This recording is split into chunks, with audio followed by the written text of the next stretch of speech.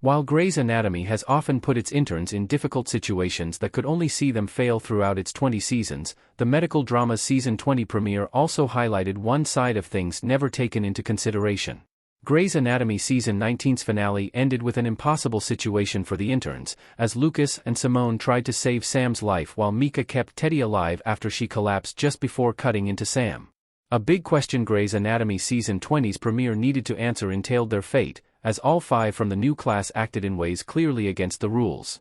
Interns in Grey's Anatomy have often been portrayed as prone to make the most basic mistakes, forced to do scut work before they could earn the privilege of entering an OR. Their mistakes and misbehaviors have been plenty over Grey's Anatomy's 20 seasons, and Meredith's own class easily became an example of the most unethical practices they sometimes employed, like the cutting of Denny's LVAD proved in season 2. However, the interns being first years also entailed someone else should have been watching them, but nobody ever dared to question the doctor's inability to be there for the interns before. The interns are often unsupervised and attendings aren't held accountable. Interns shouldn't be left alone per Grey Sloan's own rules, and yet they so often are. While it happened less often in Grey's Anatomy season 19 because Grey Sloan Memorial hoped to use the new class of interns to entice more residents to stay, the doctors still left the interns unsupervised. From Izzy's LVAD stunt to Sadie Harris's cutting herself so that fellow interns could practice sutures, interns couldn't have gotten away with such ideas if they just were being supervised by their attendings. Even the last intern class in Grey's Anatomy season 19, episode 3 managed to go off script when teaching sex ed, which got the students interested but still showed their ease to go off course. Mika's outburst at Joe highlighted how her class might have done the wrong thing, but Sam's actual doctors were nowhere to be found. Grey's Anatomy rightfully highlighted the foolish things interns sometimes did just to be closer to operating, but it should have also let the responsibility fall on the attendings and residents who didn't follow their interns closely. While Grey's Anatomy often showed how stretched-thin residents and attendings were by work, they should have still been supervising the interns' work on their patients, so that the interns' rash decisions and mistakes could be prevented before they caused greater harm. Past interns ignored Mika's problem as they wanted time in the OR no matter what. Past interns would have jumped at the chance to operate, not facing Mika's fears.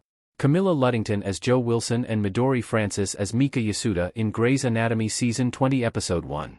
Not knowing if Teddy survived and keeping her alive while Sam bled out proved harrowing for Yasuda, and Joe owed her an explanation. Mika's words to Joe in Grey's Anatomy season 20 episode 1 were true and valid for any intern who made a mistake unsupervised. However, past interns often showed such an eagerness to operate that they didn't care if that happened when they were supervised or not. O'Malley himself was forced to perform cardiothoracic surgery in an elevator, not showing any doubt or fear, because operating on someone was always the objective, even if that happened improperly unsupervised. Mika's words finally highlighted how the onus is also on the interns' teachers. Joe and Link should have been reachable instead of confessing their love to each other in the rain. Midori Francis as Mika Yasuda in Grey's Anatomy season 20 episode 1. Due to the emotional nature of Mika's outburst, Joe managed to write off her reaction's validity. However, the basic idea behind Mika's request was that attendings should be the ones responsible, especially of those considered their patients. While getting closer to an OR could have made any intern giddy and thankful to be involved, interns were never supposed to take the big responsibility of handling patients on their own.